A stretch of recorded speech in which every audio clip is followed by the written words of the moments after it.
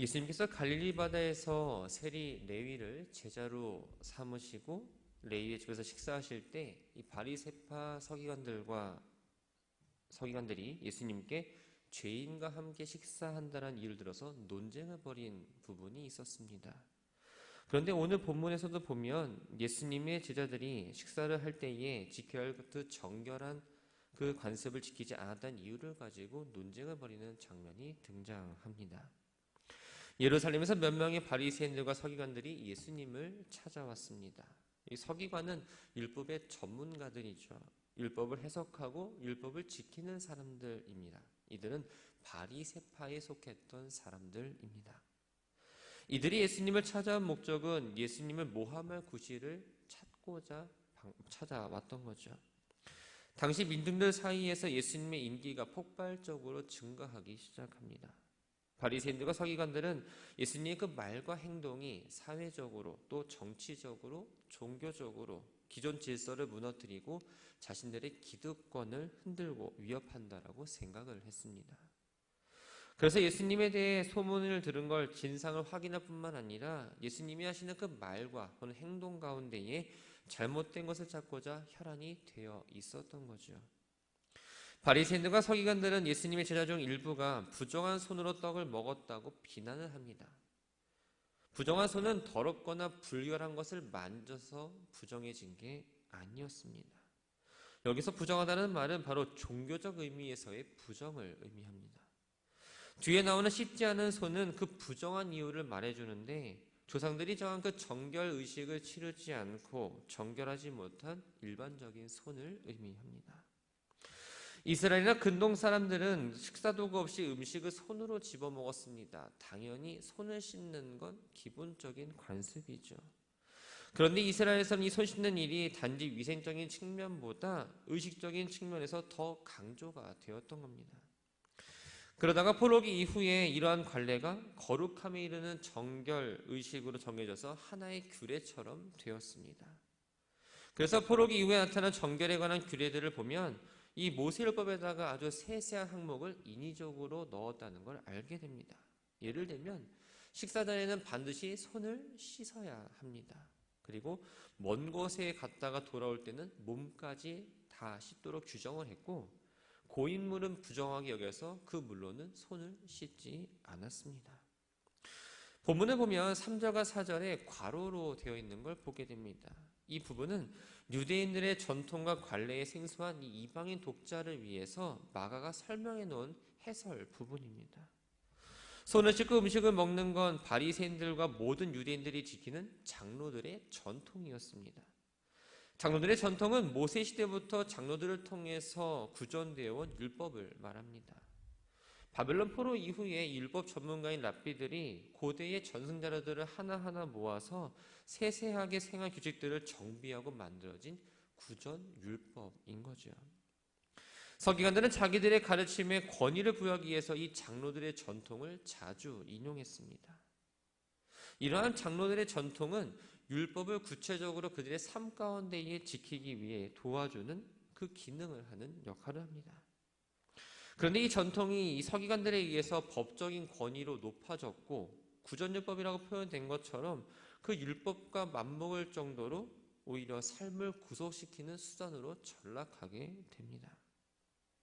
예를 들면 이 바리새파 사람들과 모든 유대 사람들이 손 씻는 정결의식을 치르지 않고는 먹지 않았던 것처럼 또 4절에서 언급한 대로 시장에 다녀와서도 손을 씻지 않고는 음식을 먹지 않았습니다.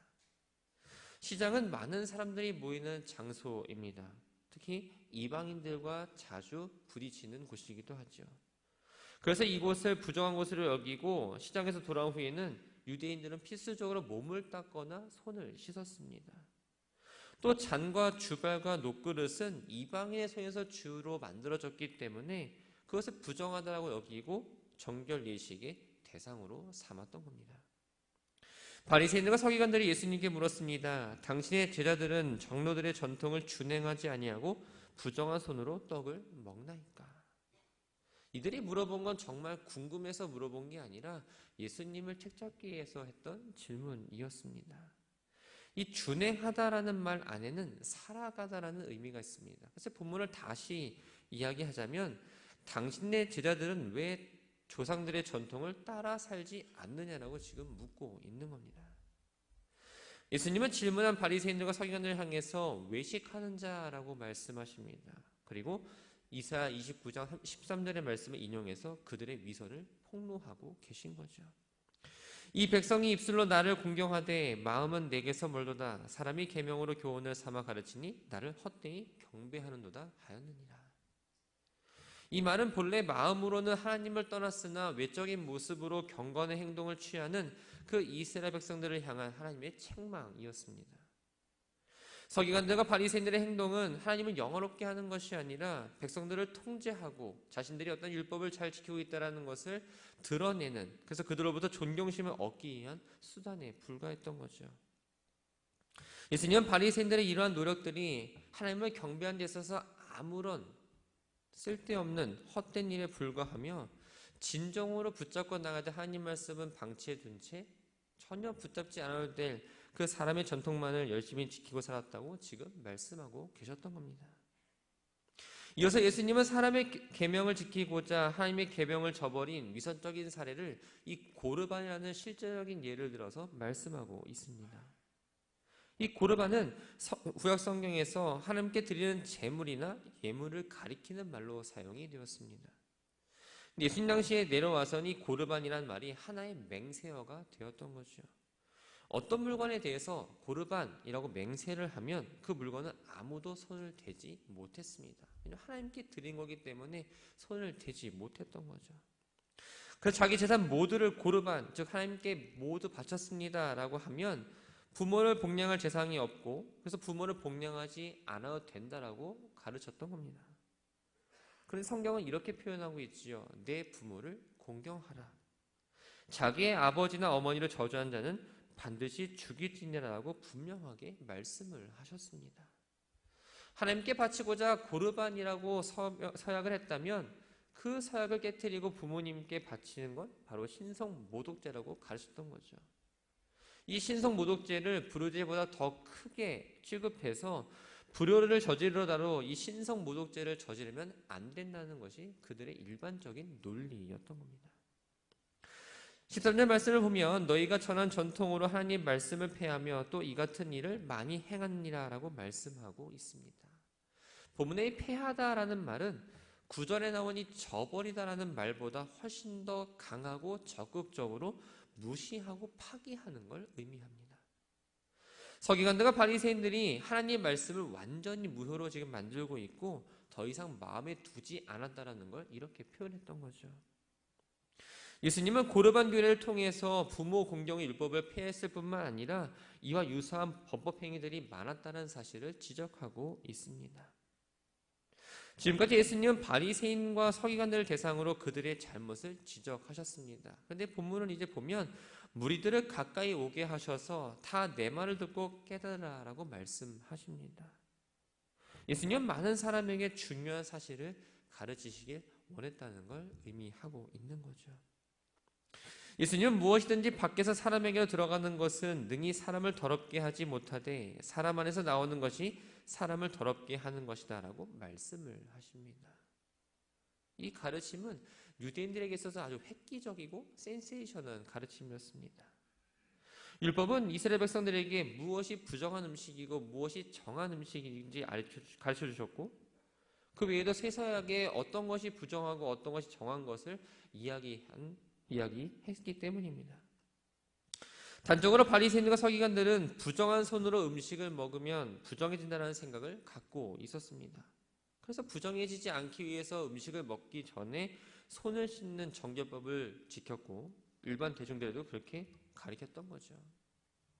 하지만 예수님은 부정한 것의 원인은 자기 안에 있는 마음이고 의식적 정결 예법만 중시해서 이 부정한 걸 은폐하려는 모든 위선적인 방법은 부정하다고 말씀해주고 있는 겁니다.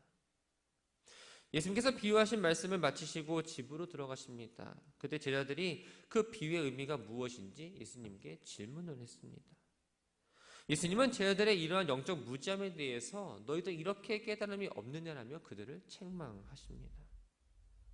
제자들은 예수님과 많은 시간을 보냈습니다. 예수님이 가시는 곳곳마다 같이 갔고 행하는 기적들도 함께 보았습니다. 그렇지만 예수님의 가르침을 이해하는 데는 아직까지 둔했던 거죠.